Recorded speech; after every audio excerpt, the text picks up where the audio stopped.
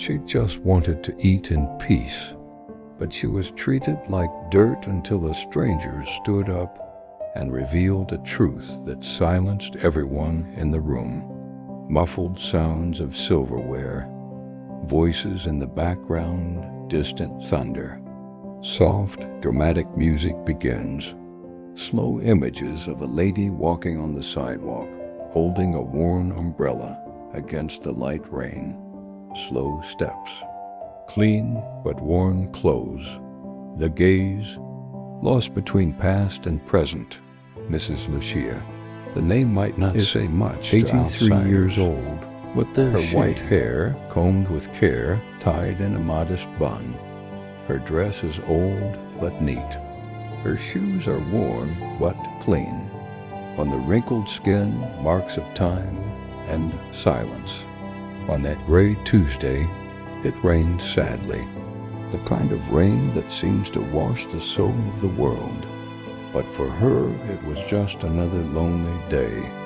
A day like so many others in which time seemed to pass more slowly, dragging memories, longing, and the weight of an entire life.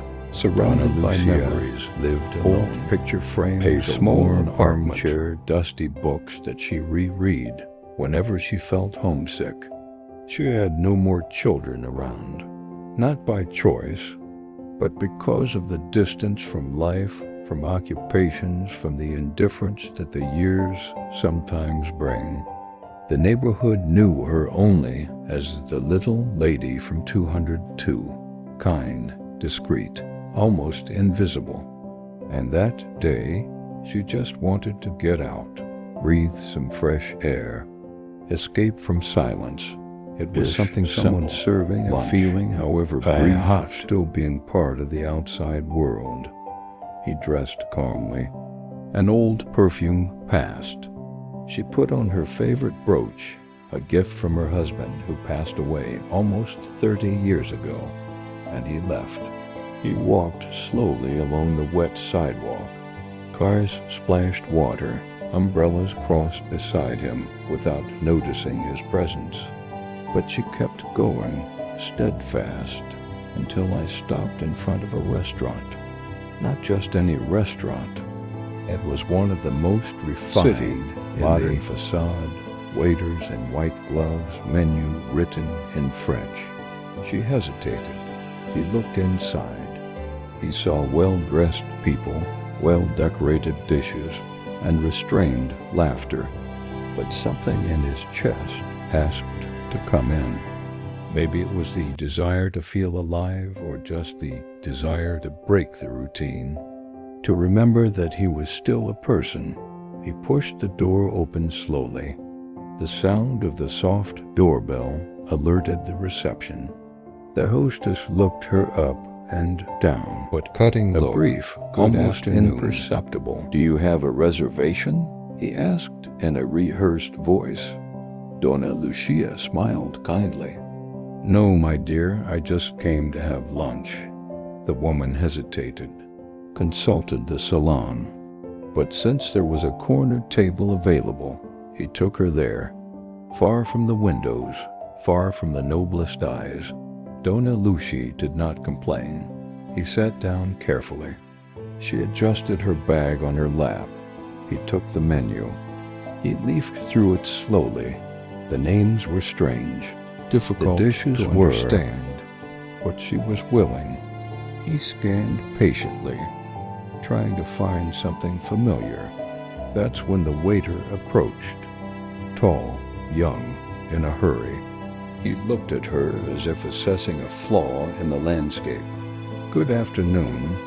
Can I help you?" he said, bored. She smiled again. "Yes, you can, my son. I was looking at the menu, but it's all so different." "What exactly are you looking for?" "Maybe some rice, some grilled chicken, something simpler." His eyebrow, the waiter arched. He looked around. Then he said with a hint of irony, "Are you sure you're in the right place?" Donna Lucia was startled, didn't understand. "What do you mean, my son?" He smiled, a sneer. It's just that here it's not like home-cooked food, you know? It's more refined and expensive." She swallowed hard. He felt his face heat up. She looked at the bag on her lap where she had her wallet. "I knew how much I had. It wasn't much, but it was enough. I can afford to remain calm. I just wanted something simple." He continued, "The thing is, you're taking up a table that could be used by other customers. We're almost fully booked." Other eyes began to turn. Elegantly dressed couples whispered. A group of young people chuckled softly. The ambient music seemed louder, colder, and she getting smaller and smaller in that chair. Donna Lucia clutched her purse. His pride tried to resist, but the humiliation was a weight on his fragile shoulders. "If it's a problem, I can leave," he said, his voice trembling. But before she could get up, something happened. A man, who had been silent until then, got up from a nearby table. Firm gaze, dark suit, confident posture. He walked up to the waiter, and silence fell over the room. Who was that man? Why did you get up? What did he know about that lady? Everyone stopped to watch, some with disdain, others with curiosity, but no one expected what he was about to say. Impatient, the waiter. It wasn't the first time I'd seen someone outside the norm enter there. But that afternoon, the target was a lady who just wanted a plate of food. And that, to him, seemed like enough reason to show that their appearance was worth more than anything. "Are you sure you're in the right place?" he repeated, now with a half-smile that mixed irony and mockery. Donna Lucia widened her eyes, not understanding. He looked around, searching for some kind of welcome, but all he found were curious, distant looks, devoid of empathy. The waiter came closer, lowering his tone as if he wanted to humiliate without compromising. "This isn't charity soup, you know. You can't just sit around looking at the menu." A nearby couple exchanged discreet laughs. One of the young men pointed with his chin, as if making an inappropriate joke, and she just looked down. She held her bag tightly. I wanted to disappear. He took a deep breath, trying to maintain his composure. He tried to speak with dignity, even with the lump in his throat. "I have money. I just wanted to eat. That's all." The waiter shrugged impassively. "You can't sit at a table if you're not actually going to eat. We have important clients waiting." That last sentence, like a stab. She, who throughout her life treated every person with respect. She, who has already taught so many to be people. Now she was treated like dead weight in a place where status seemed to be worth more than humanity. Maybe you've already witnessed a scene like this. Perhaps you have already felt the revolt of seeing someone humiliated for not fitting the standard. Or maybe you've been that person yourself, too ignored, too discarded. What is not seen is not heard. Donna Lucia felt her eyes burn. The shame came in waves. But what hurt the most wasn't the waiter. It was silence. The silence of those who saw and said nothing. But as in every story, destiny has its own plans. And it was then that, meters away, just a man stood up. He wore a dark suit, discreet, elegant. He had the serious look of someone who has seen the worst of the world, but he still carries a sense of justice alive in his chest. He wasn't part of the problem, but he decided to be part of the solution. He took a few steps towards the scene. He looked first at the waiter, then at Donna Lucia. His expression was serious, but his tone of voice was direct, firm, unshakable. This woman, is the owner of the building where this restaurant operates. Silence. The kind of silence that screams. The waiter froze. The laughter stopped. Even the cutlery stopped moving. The customers looked at each other in shock. The manager, who had been listening to everything from the counter, jumped to his feet. Donna Lucia didn't say anything. She just widened her eyes. This woman gave up the space for this restaurant more than 20 years ago for a symbolic amount. Continued the man. She was a teacher. She trained hundreds of students. In fact, the owner of this restaurant was one of them. The words fell like hammer blows. Each sentence was a mirror for everyone inside, and every face reflected a mixture of guilt, surprise, and embarrassment. That lady, invisible until seconds ago, humiliated, now he was someone important, someone with a story. But more than that, she was living proof of how quick we are to judge and slow to listen. Did you also feel that lump in your throat to stand up for someone desire who was being treated with disrespect?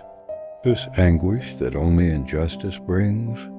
Because the story of Donna Lucia, it's far from over here. What happened next? The words she said, the manager's reaction, and the most shocking revelation of all, you will find out now in the next part. But before you continue, take a deep breath, because the next scene, it will give you goosebumps. Silence. That kind of silence that weighs heavily. That screams louder than any voice. The restaurant, which until seconds ago had been buzzing with suppressed laughter and idle conversation, was now silent. The waiter, motionless. His expression of contempt had disappeared. In its place, a contained dread, as if seeing an irreversible error unfold before one's eyes. The manager emerged from the back of the room, visibly disconcerted. He tried to understand what was happening or how it had gotten out of his control. But the man in the dark suit, that stranger who decided to intervene, kept talking, now even more firmly. And with each word, the ground beneath everyone's feet seemed to tremble. For years, this woman lent the space where this restaurant is located for a symbolic amount. She did it not for the money, but because she believed in supporting those who wanted to grow. Everyone listened. No one dared to interrupt. He pointed to Donna Lucia, who was still sitting, confused with tears in her eyes. She was a teacher for over 40 years. She educated generations. She trained doctors, judges, professors, even politicians. People who today have a voice and prestige because a woman like her believed that teaching could change lives. And then, with a painful pause, he added, including the owner of this restaurant. He was her student. A shock wave ran through the hall. The owner's name was well known, a respected businessman, and there she was, invisible, humiliated, treated as a nuisance, as if its value was measured only by what it used, how much it consumed, by what it looked like.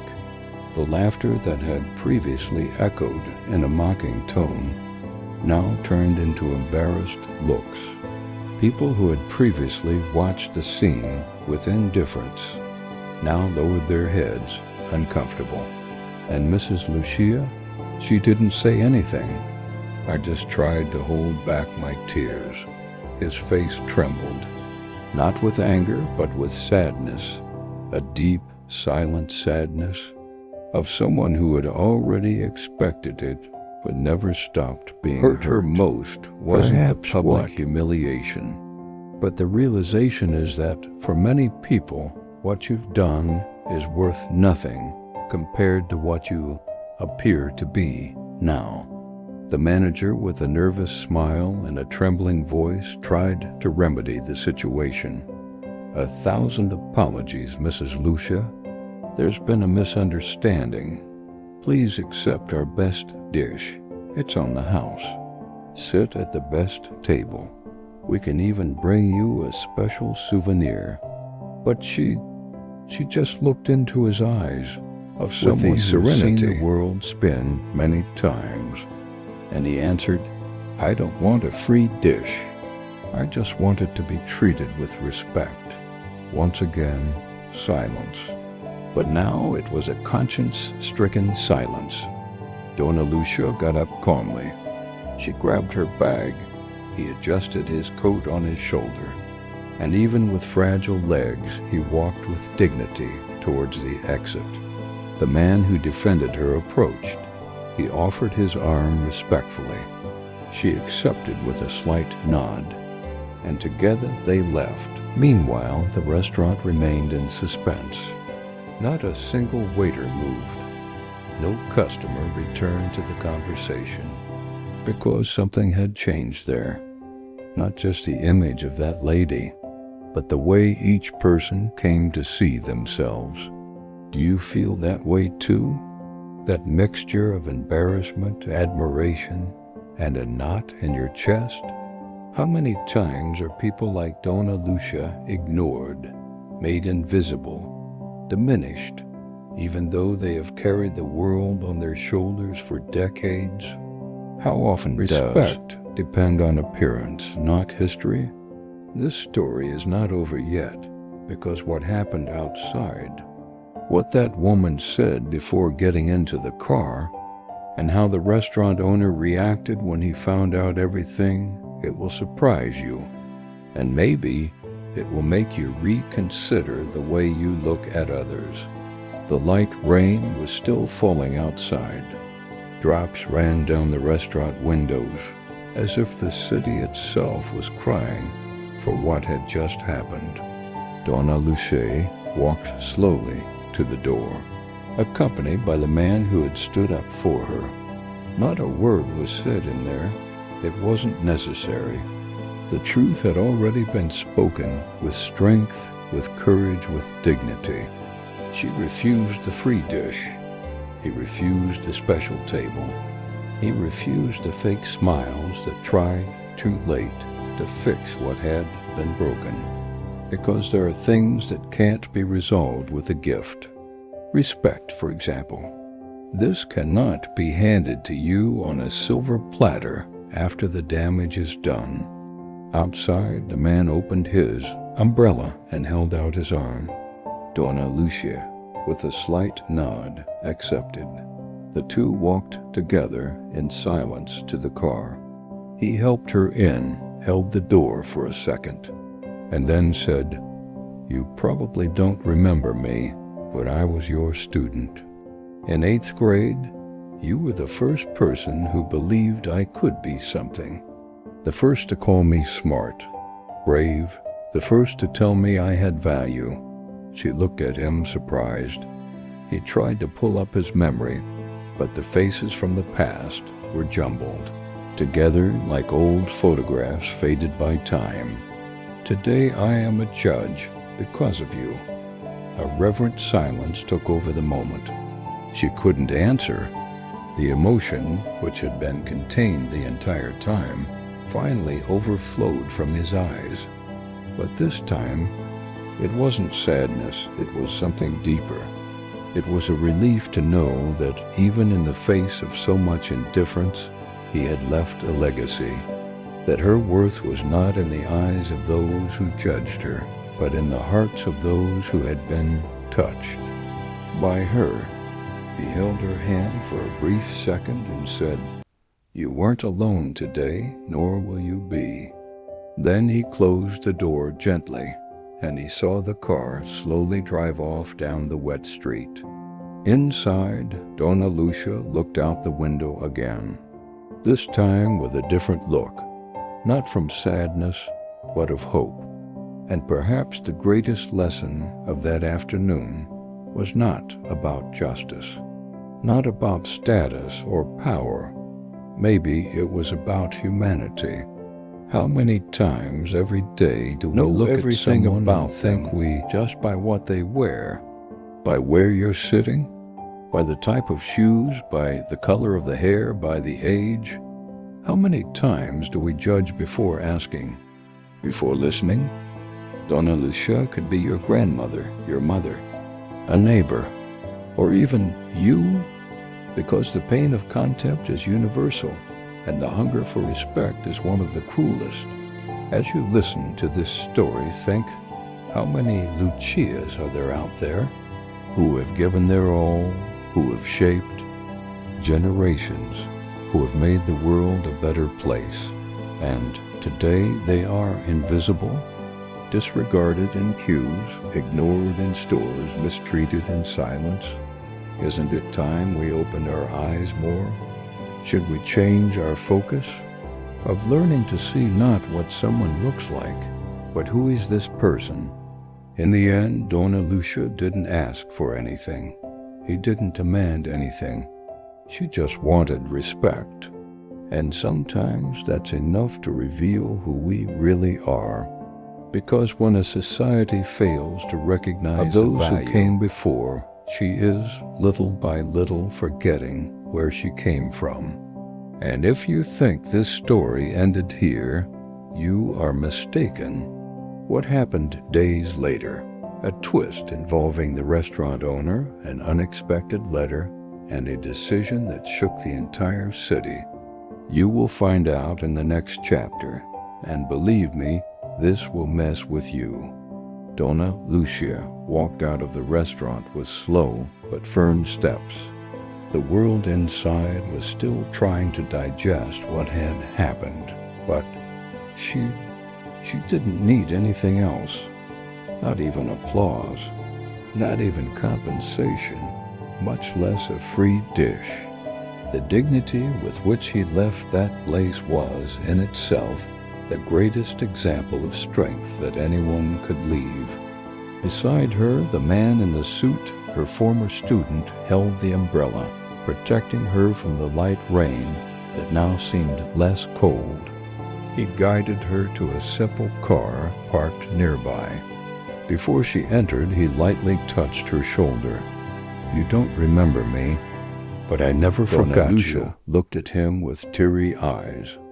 And there, in that moment, she didn't just see a successful man. She saw a piece of her past that blossomed, a silent fruit of his decades of dedication. "You changed my life. When no one believed in me, you did." Those words hung in the air. They were light, but carried a weight that only those who have shaped souls can understand. She tried to pull it from her memory, but so many faces, so many names, time erases details. Was not to see that today I am a judge because of you. He completed, and Donna Lucia, in silence, nodded with a restrained smile and discreet tears, a gesture of someone who has finally been seen, not by appearance, not by position, but by value. Perhaps the great lesson of that day was not about status, nor about legal justice. Maybe it was about human justice, about that which is born from empathy, from recognition, from a look that sees beyond the obvious. Because there was a woman who shaped generations and was reduced to nobody because of a simple dress and white hair. And how often does this happen around us? How many incredible people, full of history and value, are humiliated every day just because the world has become blind, blinded by luxury, for immediacy, for the rush, for the judgment. How many Lucias walk among us in silence, swallowing their tears in the face of eyes that treat them as if they were invisible? Maybe you know one. Maybe it's your grandmother's neighbor, the forgetful teacher at school, or even someone you work with, but who you've never really noticed. This story, real or not, could have happened today by your side. And she only leaves one certainty. Humanity is not a trait, it's a choice, every day. And you? Have you ever witnessed an injustice like this? How would you act if you were in that restaurant that day? Would you remain silent, or would you stand up? Leave your comment below. Be honest. Share your story can inspire others to see beyond appearances. Practical application to encourage objective feedback. Suggestions for commenting. I've seen something similar happen when, if it were me, I would have. That reminded me of the time when this story touched me, because these examples help viewers engage more and create a genuine connection with the content. Encourage personal responses, and you'll see an increase in community engagement. Like this video, subscribe to activate the bell to receive more stories like this that touch, move, and make us think. Your participation is not only welcome, it's essential. It is through your comments, your presence, that stories like Donna Lucia's remain alive and make a difference.